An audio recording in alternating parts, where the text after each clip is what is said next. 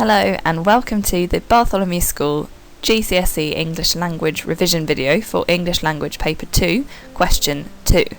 This is the Summarise the Differences question and is a video for students in Year 11. We're going to be working through the example paper on the two texts about soldiers. You need to make sure that you have in front of you a copy of source A from the Help for Heroes website, and a copy of source B, which is also about soldiers, by Charles Dickens, and a copy of the question paper. If you don't have access to these yet, you can find them on the school SharePoint pages. That's the learning platform. So you just go to the English page, then select Year 10 and 11.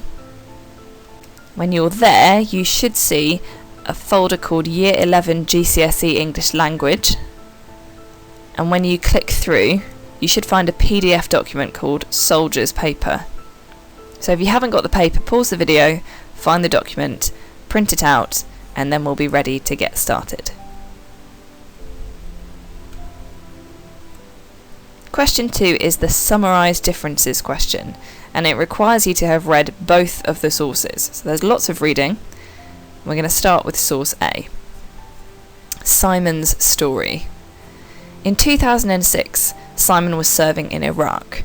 Having just successfully completed emergency repairs on a vehicle under heavy insurgent attack, Simon's vehicle was pulling away when he was hit by a bullet to the face. An inch more, and the bullet would have hit his brain. Simon recalled, "Thank God I didn't pass out. My palate had collapsed and I couldn't breathe. I put my thumb in my mouth to hold it up and keep my airway open all the way back to the base, where I collapsed." His colleagues rushed him for emergency treatment at nearby Basra Palace, where he was given a tracheotomy which saved his life. He was then airlifted to the base hospital, where he had the first of many operations to rebuild his face. A day later, he was transferred back home for further treatment and rehabilitation at Selly Oak Hospital, Birmingham.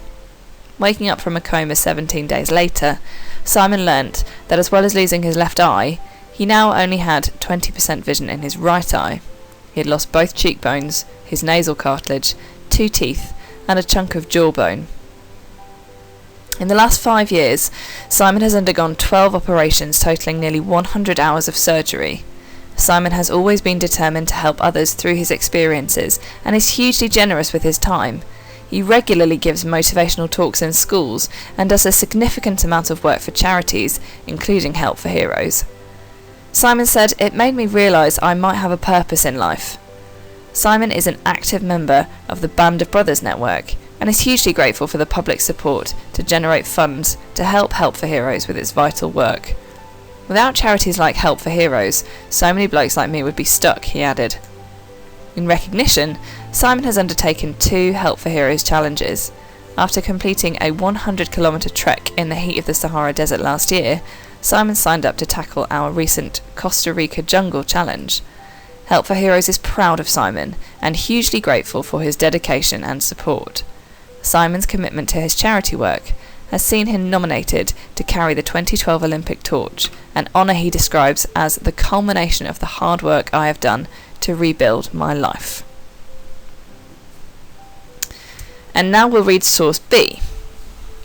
British soldiers injured in foreign wars return to England for medical treatment, but Charles Dickens is not impressed by the care they receive. Before going into their wards to visit them, I inquire how they made their triumphant entry there. They had been brought through the rain in carts, it seemed, from the landing place to the gate, and had then been carried upstairs on the backs of paupers. Their groans and pains during the performance of this glorious pageant had been so distressing as to bring tears into the eyes of spectators but too well accustomed to scenes of suffering. The men were so dreadfully cold that those who could not get near the fires were hard to be restrained from thrusting their feet in among the blazing coals. They were so horribly reduced that they were awful to look upon. Racked with dysentery and blackened with scurvy, 140 wretched soldiers had been revived with brandy and laid in bed. A medical officer laid before us a handful of rotten biscuit and a handful of split peas. The biscuit was a honeycombed heap of maggots, and the excrement of maggots. The peas were even harder than this filth. A similar handful had been experimentally boiled 6 hours and had shown no signs of softening. These were the stores on which the soldiers had been fed. We went into a large ward containing some 20 or 25 beds. We went into several such wards, one after another. I find it very difficult to indicate what a shocking sight I saw in them, without frightening the reader from the perusal of these lines, and defeating my object of making it known. Oh, the sunken eyes that turned to me as I walked between the rows of beds, or, worse still, that glazedly looked at the white ceiling, and saw nothing, and cared for nothing. Here lay the skeleton of a man, so lightly covered with a thin, unwholesome skin that not a bone in the anatomy was clothed, and I could clasp the arm above the elbow in my finger and thumb. Here lay a man with the black scurvy eating his legs away, his gums gone, and his teeth all gaunt and bare. This bed was empty because gangrene had set in and the patient had died but yesterday. That bed was a hopeless one because its occupant was sinking fast, and could only be roused to turn the poor pinched mask of face upon the pillow with a feeble moan. The awful thinness of the fallen cheeks, the awful brightness of the deep-set eyes, the lips of lead, the hands of ivory, the recumbent human images lying in the shadow of death with a kind of solemn twilight on them, like the 60 who had died aboard the ship and were lying at the bottom of the sea. O Pangloss, God forgive you. Now turn to the question paper. We'll begin by reading the question itself, and you need a highlighter to do this effectively, so pause the video if you need to find your highlighter. The question says you need to refer to source A and source B for this question. Use details from both sources. Write a summary of the differences in how the soldiers are treated. So notice that the question asks you to refer to both sources. We're also being given a specific focus, that is, the differences in how the soldiers are treated. You might find in your reading that there are similarities between the two sources, but the examiner isn't interested in these. I would suggest that a good way of organising your ideas is in a table like this, which you can sketch out quite rapidly in the exam. You need to identify some differences between the two texts and find short quotations to prove your ideas. For instance, one difference is that in source A, the soldier is given life-saving treatment as a matter of urgency, whereas in source B, the soldiers are treated as though they are unimportant. I can prove this with the quotations "rushed him for emergency treatment that saved his life" in source A, and "carried upstairs on the backs of paupers" in source B. Notice the footnote on source B that explains the word pauper, which means a poor, sometimes homeless person. I could also compare the way that in source A, the soldier Simon is given lots of support from others, proved by the quotation "hugely grateful for the public support," whereas in source B, the soldiers are neglected by health professionals. They're described as dreadfully cold and horribly reduced. So I want you to pause the video now, and you're going to try and find a third difference backed up by quotations for that third row of the table. Now to tackle the paragraphs.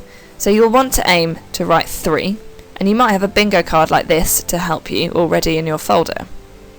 This is what we're going to use in this video to structure our response. You'll see that each colour column has sentence starters for you. Essentially, you need to explain a difference, give evidence from both sources, and make an inference from both sources using the word suggests. Here's my example. One difference between the two sources is that source A says that the soldier Simon is given life-saving treatment, whereas source B argues that the soldiers are being treated as though they are unimportant. For example, in source A, the quotation "rushed him for emergency treatment" suggests that Simon was a priority because he was rushed and his treatment saved his life, mattered to his colleagues. In source B, the quotation "carried upstairs on the backs of paupers" suggests that the soldiers are not considered worth spending money on transporting them, because "on the backs of paupers" makes it sound like they're being treated like insignificant luggage. So what do I do here? Well, I'm identifying a difference in my first sentence. I'm talking about source A and source B in that first sentence. I give my quotation from source A, and I say what it suggests.